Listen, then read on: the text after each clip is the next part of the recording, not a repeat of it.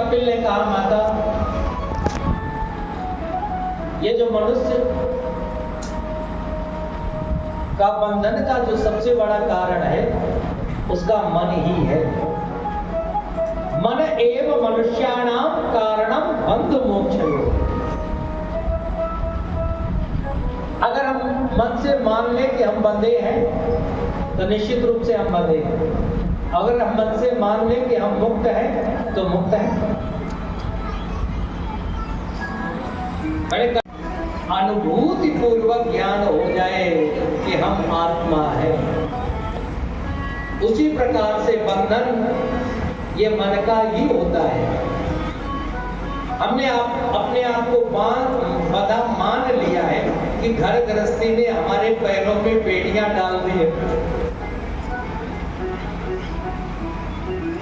अब हम कुछ कर नहीं सकते हैं। आप घर में रह करके भी भगवान का भजन कर सकते हैं।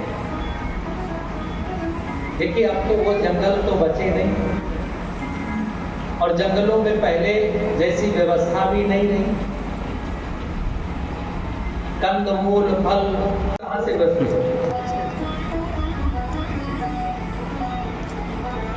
इसलिए सबसे अच्छा है कि अपने घर को ही आप तपस्थली मान करके, अपने घर को ही माने कि परमात्मा की यही व्यवस्था है, ऐसा मान करके ऐसा आप वातावरण बनाएं कि आप घर के अंदर रहते हुए भी, जैसे कमल का पत्ता जल में रहते हुए भी जल से अलग रहता है, उसी प्रकार से आप घर गृहस्थी में रहते हुए भी घर गृहस्थी प्रयत्न करने। किसी को कुछ नहीं पता है कि अगली श्वास आएगी या नहीं आएगी। पानी का बुलबुला 10 मानुष की जात। जैसे पानी का बुलबुला एक क्षण में बनता है, फिर कौन से क्षण में वो फूट जाएगा ये तो भगवान को मालूम है। कल के ऊपर कुछ भी मत डालो, हम कल करेंगे, कल कभी होता ही नहीं। जो कुछ करना है, जो शुभ कार्य करने हैं वो तुरंत कर लिया जाए, वो अच्छा है। किसी ने बड़ी सुंदर पंक्तियां लिखी कि क्षण भंगुर जीवन की कलिका, कल प्रात को जाने खिले न खिले, मलया गिर की सुच शीतल मंद, सुगंध समीर चले न चले, कलिकाल में दुनियादारी की भगवान का नाम जपा नहीं, राम का नाम ऐसे निकल जाएगा। जन्म जन्म मुनि जतन कराही, की बहुत सरल परिभाषा करके आपको बता देना चाहते हैं।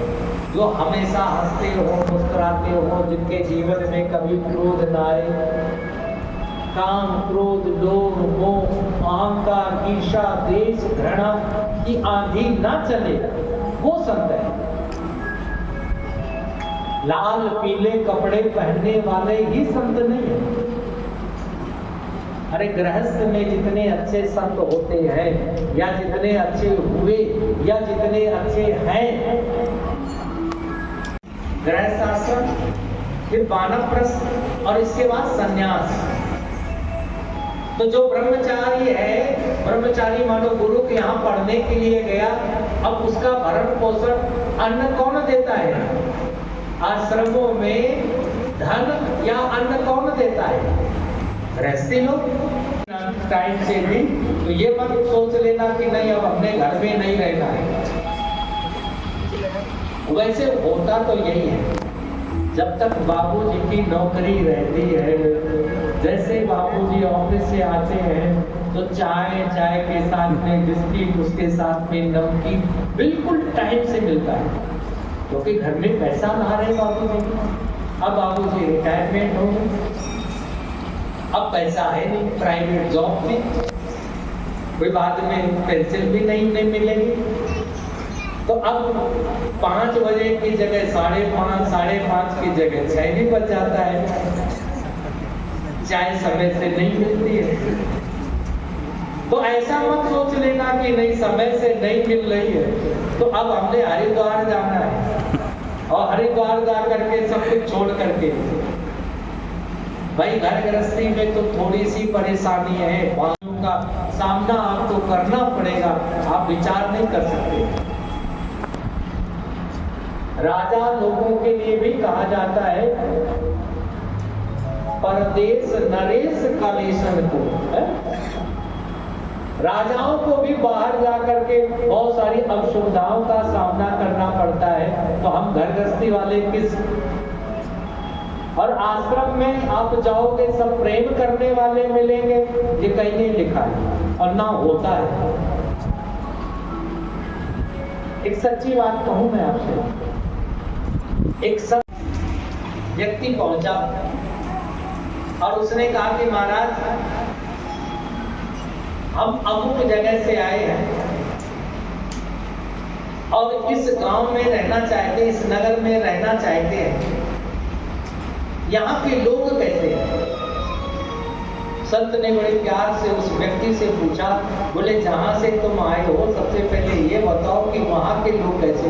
बोले वहां तो सब बहुत झगड़ा करने वाले, लड़ाई करने वाले, दिन रात कुछ ना कुछ झगड़ा करते रहते, लड़ाई करते रहते। कुछ और संत के पास में व्यक्ति बैठे थे, थोड़ी देर बाद एक व्यक्ति और आया, ये चांस की बात थी, उसने भी वही प्रश्न किया करके, बोले महाराज हम इस नगर में बसना चाहते हैं। बोले क्यों? बोले मेरा ट्रांसफर हुआ है, मैं टीचर हूँ, यहाँ रहना चाहता हूँ। अच्छा आप ये बताएं कि यहाँ के लोग कैसे हैं? तो संत ने उससे भी वही प्रश्न किया, बोले जहां से तुम आए हो मुझे यह बताओ कि वहां के लोग कैसे हैं? तो उसने कहा कि वहां के लोग तो बहुत प्रेम वाले हैं, बहुत प्यार वाले लोग हैं, यहाँ पर बहुत अच्छे लोग हैं। जैसे यह बात कही, जब वो सज्जन वहां से चले गए तो जो लोग बैठे थे उन्होंने संत से प्रश्न कर दिया, बोले गुरुजी आप झूठ बोलते हो क्या? गुरुजी ने कहा नहीं मैंने बिल्कुल झूठ नहीं बोला। बोले नहीं, पहले वाले व्यक्ति को आपने कहा कि यहाँ सब झगड़ा करने वाले हैं, लड़ाई करने वाले हैं। दूसरे व्यक्ति को आपने कहा यहाँ सब प्रेम करने वाले हैं, प्यार करने वाले हैं, स्नेह करने वाले हैं। संत ने मुस्कुरा, जो व्यक्ति था वो जहाँ रहता था सबसे झगड़ा करता था, वो यहाँ भी रहता तो वो यहाँ भी सबसे झगड़ा करता, क्योंकि व्यक्ति अपना संसार स्वयं बनाता है। उसको सब यहाँ भी झगड़े वाले ही मिलते। और ये जो दूसरा व्यक्ति था, ये प्रेम वाला बंदा था, ये प्यार वाला बंदा था, ये जहां भी रहेगा वही प्रेम, वही प्यार, वही स्नेह को ये प्रकट कर देगा। इसलिए मैंने कोई झूठ नहीं बोला।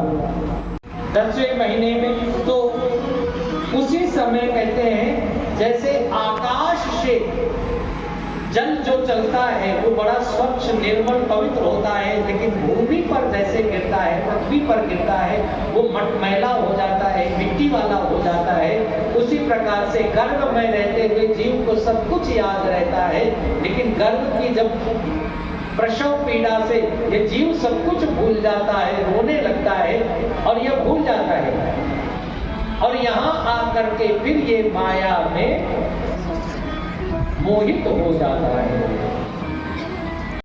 मकान बड़ा होना चाहिए बेटा, तो कमाएगा तो को बड़ा मकान लेंगे, बड़ी गाड़ी लेंगे, और तेरा विवाह कराएंगे, सुंदर सी दुल्हन लाएंगे, फिर नाती पोते होंगे। सब यही बताते हैं, सबके माता पिता बताते हैं, और सब अच्छे बच्चों पे यही परवरिश में लगे हैं।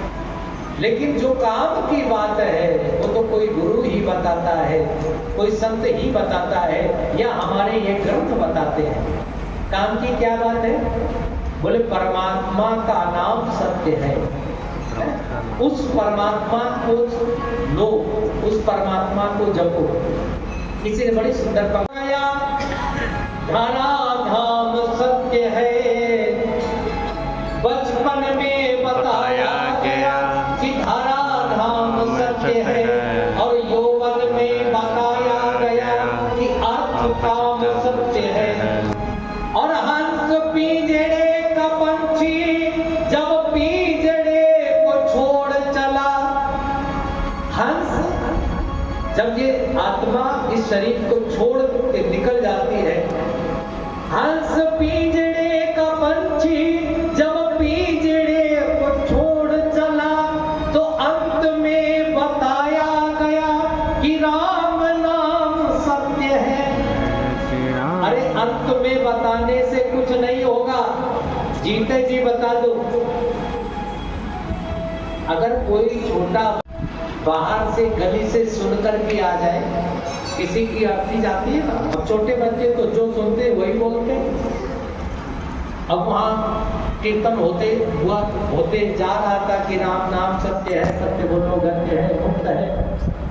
अब वही घर में आकर के वो बोलने लगे कि राम नाम सत्य है, तो बड़े लोग कहेंगे चुप, ये बिल्कुल नहीं बोलना है तुझे। अरे भैया वो बिल्कुल सही बोल रहा है, परमात्मा का नाम है। जितना हो सके परमात्मा के नाम से जुड़ो। ये कथा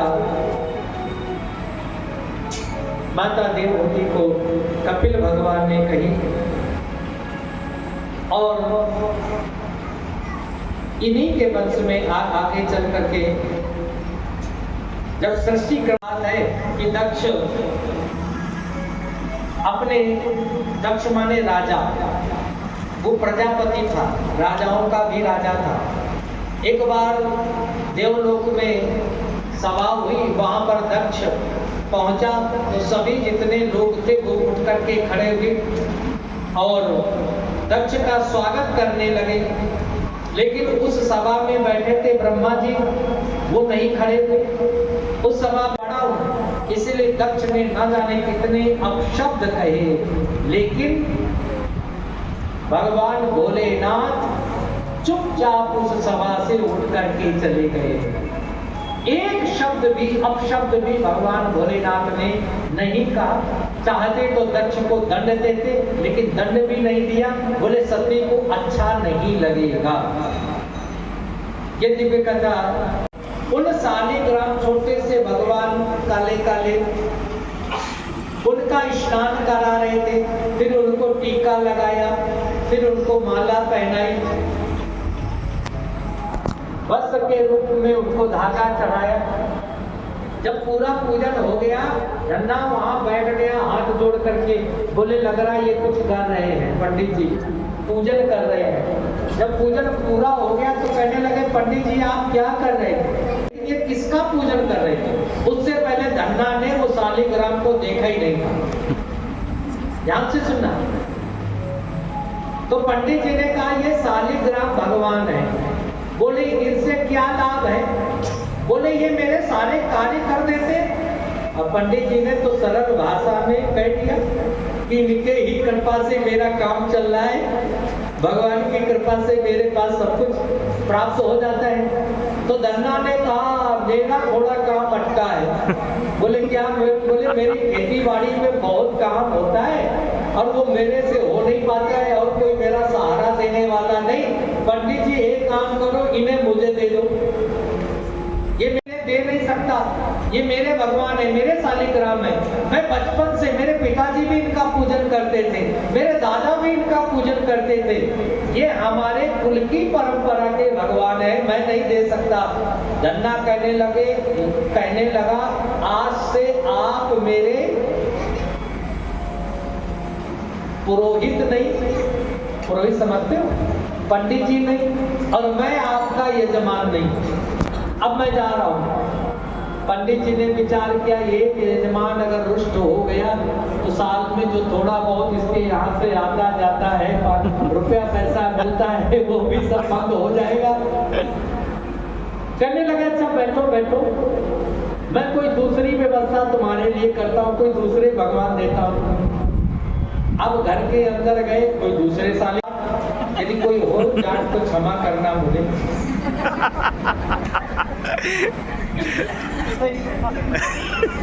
बोले देखिए गांव के लोग तो वैसे भी बड़े सरल होते हैं, यहाँ कथा में कहा गया है, लेकिन अभी बाद में जब मैं कहूंगा तो जो जाट होगा उसको अच्छा लगेगा।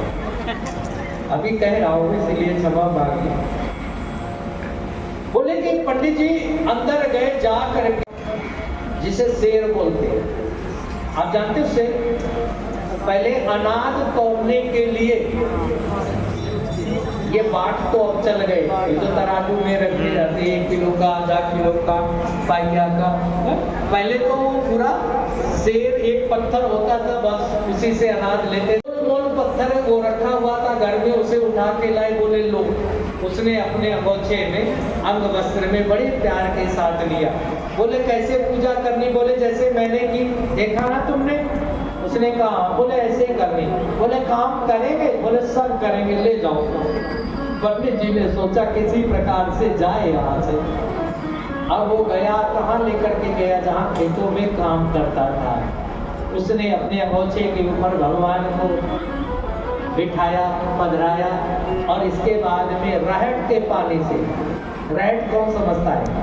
कुएं में जो बाल्टियां चलती थी जिनसे पानी निकाला जाता था, उसके पानी से उनको टीका लगाया, वहीं पास में फूल चढ़ाए, हाथ जोड़ करके। अच्छा, पंडित जी ने कहा भोग भी लगाना, पंडित जी ने लगाया था। तो उसके बाद तो भोग लगाने की कुछ वैसी सामग्री थी नहीं। जब सुबह घर से आया तो उसकी पत्नी ने मोटे मोटे जौ के टिक्कर, रोटियां वो हाथ से बनी हुई वो दी थी, और चटनी थी साथ में। तो वो जौ की मोटी मोटी रोटी रख दी और वो चटनी रख दी, और कहने लगा हाथ जोड़ करके, क्योंकि पंडित जी ने कहा था आंखें बंद करके भगवान का भोग लगाना, भगवान से निवेदन करना कि प्रभु आओ हमारे इस भोजन को स्वीकारो, मेरे भोजन को स्वीकार करो, इस भोजन को खाओ आप। अब उसने थोड़ी देर के बाद में आंखें खोल करके देखा, मन में तब तक विचार कर रहा था कि अब तो आ गए होंगे, थोड़ा बहुत खा लिया होगा। फिर विचार करने लगा कहीं सारा ना खा जाए, ये 4 रोटी तो दी गई है, सारा ही ना खा जाए। आंखें खोल करके देखा तो 4 की चारों रखी। अब उसने विचार किया कहीं दूर होंगे, इसलिए नहीं उन्होंने मेरी बात को सुना, और मैं भी पागल व्यक्ति धीमे बोला। अब वो जोर से बोला, ऐ सालिग्राम भगवान जहां कहीं हो आओ, ये भोजन पाओ। देखो इसके बाद में बहुत सारा खेत का काम पड़ा हुआ है, फिर खेत का काम करेंगे मिल करके। फिर आंखें बंद करके बैठ गया। थोड़ी देर के बाद में फिर खोल करके देखता है, फिर भी नहीं आए। पूरे दिन वो ऐसा करता रहा, जब नहीं आए अब उसे क्रोध आया धन्ना को, और बैठ गया आंखें बंद करके और कहने लगा तुम मुझे नहीं जानते हो, मैं कौन हूं? मैं जाट हूं, जाट। आना तो पड़ेगा और खाना भी पड़ेगा, बात तो माननी पड़ेगी। मैंने एक बार जो बोल दिया वो बोल दिया, अब मैं अपनी बात से पीछे नहीं हटता हूं, आपको आना पड़ेगा। आंखें बंद करके बैठ गया। 1 दिन, 2 दिन, 3 दिन, जब कई दिन व्यतीत हो गए, भगवान ने विचार किया अगर मैं नहीं गया तो कहीं अगर ये जाट मर गया, ये भी कुछ खा पी नहीं रहा है। भगवान के प्रति ऐसी श्रद्धा जागी, हाँ तो क्रोध में, लेकिन कई बार क्रोध में भी भक्ति हो जाती है। तो ऐसी भक्ति जागे कि भगवान आए और आ करके कहने लगे अरे धन्ना देखो मैं आ गया। धन्ना ने आंखें खोल करके देखी, अरे इतनी देर लगा दी, तू कहाँ था? भगवान से कहता तू कहाँ था? क्योंकि गांव का आदमी, आप कहाँ थे? ये तो शहर।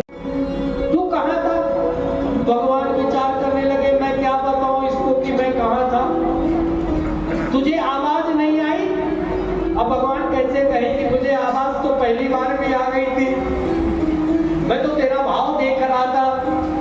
इसलिए नहीं आया। भगवान ने बातें बनाते हुए कहा, अरे मैं थोड़ी दूर गया था इसलिए नहीं आ पाया। चलो कोई बात नहीं, अब आ गए हो, जल्दी से खाओ और खा करके इसके बाद में खेत का काम करेंगे।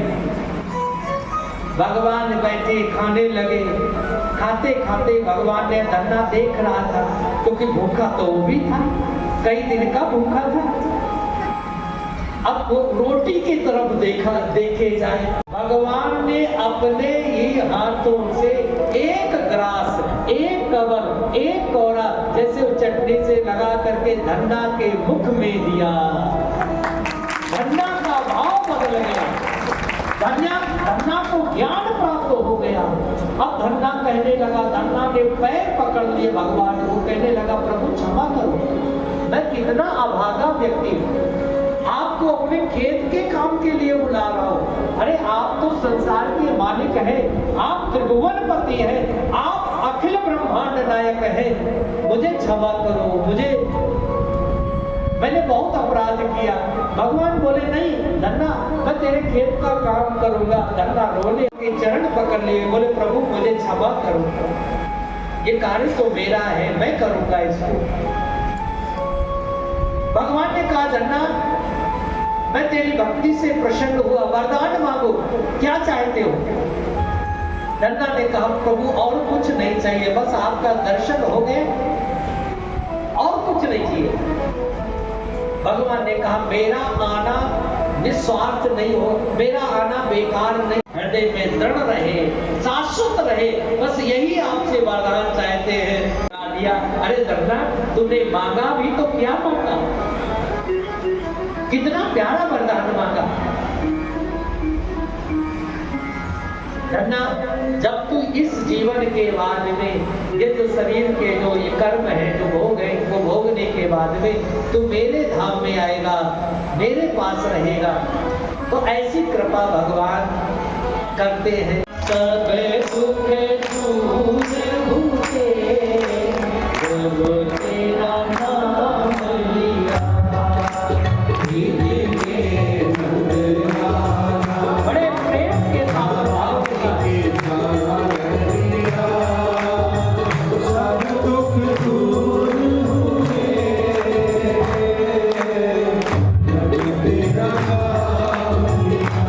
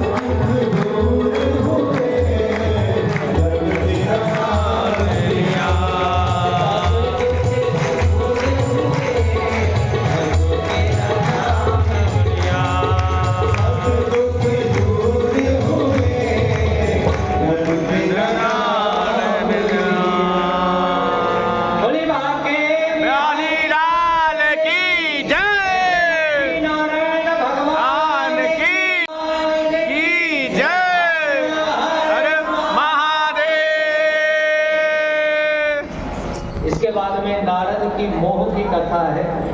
एक बार नारद को भी अभिमान हो गया, को परास्त कर दिया है।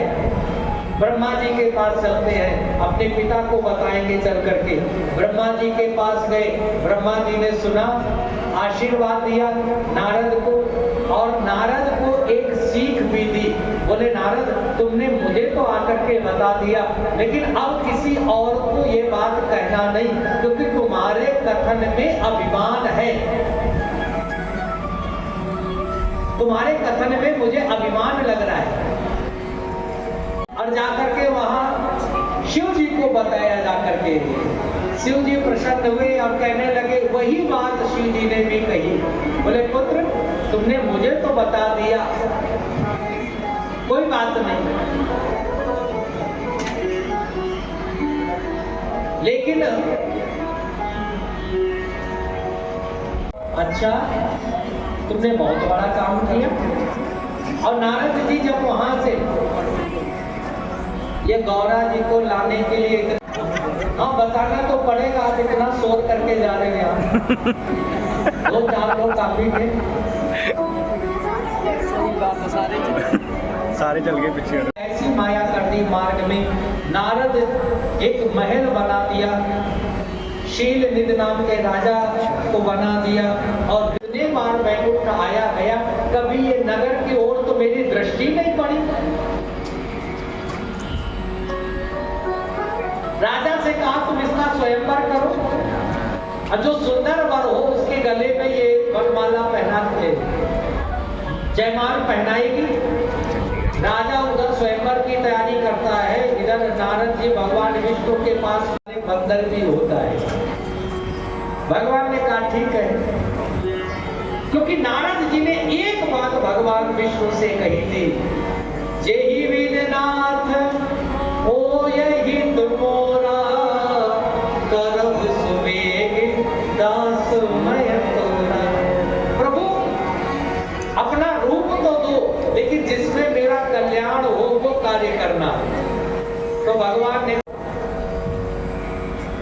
ये क्या बात है, मैं तो विवाह करने के लिए बैठा था, हरि का रूप मांगा था, सबसे सुंदर स्वरूप मांगा था, कहीं बंदर वाला रूप तो नहीं दे दिया हरि ने। और जैसे नारद ने बाहर जाकर के उस महल से बाहर देखा, अब वहां कोई दर्पण तो था नहीं, शीशा तो था नहीं, तो एक तालाब था, सरोवर था, और उसमें जैसे परछाई के द्वारा देखते हैं वैसे जैसे मुख को देखा, तो उसमें बंदर का रूप। अब तो नारद को बहुत क्रोध आया, और भगवान नारायण को नारद ने श्राप दिया। बोले मुझे बंदर बनाया, यही लक्ष्मी जी को लेकर के बैठे हो, और तुम ये नहीं चाहते हो कि दूसरे किसी की भी और किसी की भी घर गृहस्थी बस जाए। अरे मैंने जीवन में कुछ भी आज तक नहीं मांगा था, पहली बार मांगा था आपका रूप मांगा था, आपने रूप न दे करके ये बंदर का रूप दे दिया। एक दिन आज मैं जिस प्रकार से उस कन्या के वियोग में रो रहा हूँ, मैं श्राप देता हूँ, एक दिन तुम्हें भी अपनी पत्नी के वियोग में रोना पड़ेगा। जैसे ये श्राप दिया भगवान विष्णु वहां पर प्रकट हो कहा तुम जाओ या मत जाओ, मेरे पिता यज्ञ कर रहे हैं, मैं तो जा रही हूं। जब सती वहां से चलने लगी, जाने लगी, बाबा ने नंदी बाबा को कहा कि जाओ इनको सादर बिठा करके ले जाओ, सम्मान के साथ में ले जाओ अपने घर साथ में। सती जब पिता के यहाँ पहुंची, अब पिता ने तो बुलाया नहीं था, पिता को बड़ा क्रोध आया।